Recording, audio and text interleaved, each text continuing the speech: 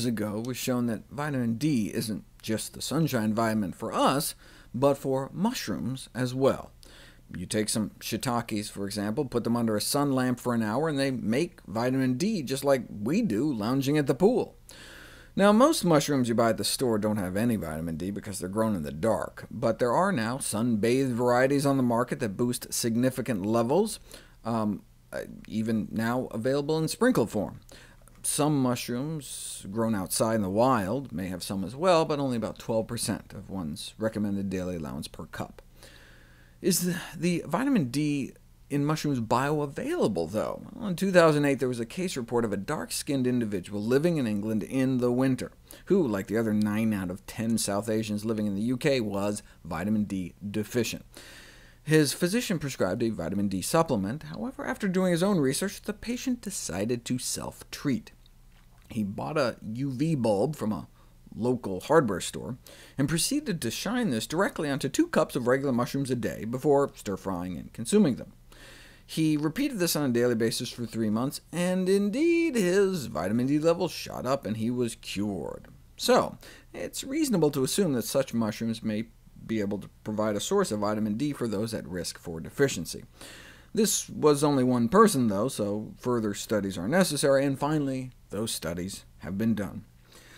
Bioavailability of vitamin D from ultraviolet light-irradiated button mushrooms in healthy adults deficient in vitamin D, a randomized controlled trial.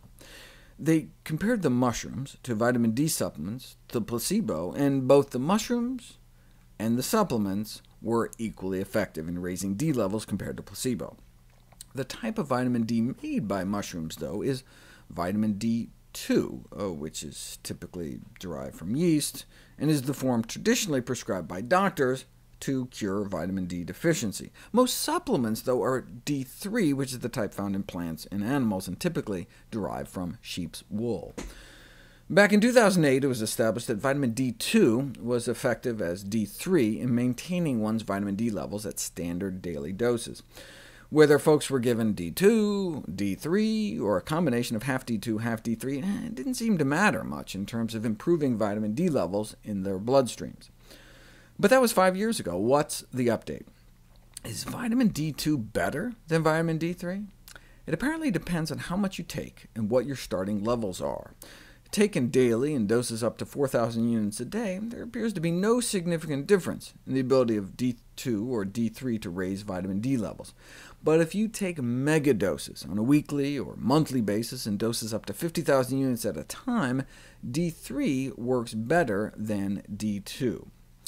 And if you're not vitamin D deficient, if your vitamin D levels are normal, for example, you live in California, get enough sun, then D2 from mushrooms or supplements doesn't appear to raise your levels further, but if your levels are fine, why take supplements in the first place? The only reason we care about the levels in our blood is because of the benefits we expect to get from those levels, such as a longer lifespan. The latest Cochrane review on vitamin D and mortality found that while D3 supplementation may be able to reduce mortality, other forms of D, including D2, did not. This may be because most of the D2 trials used megadosing regimens up to 300,000 units injected into people. But until we have good data suggesting D2 supplementation can actually extend one's life, D3, the type of vitamin D found in animals and plants, may be preferable to vitamin D2, the vitamin derived from fungi. The best animal to get D3 from is yourself. But if you live at a latitude where you're not able to make enough, then there are both animal and non-animal sources of vitamin D3 supplements.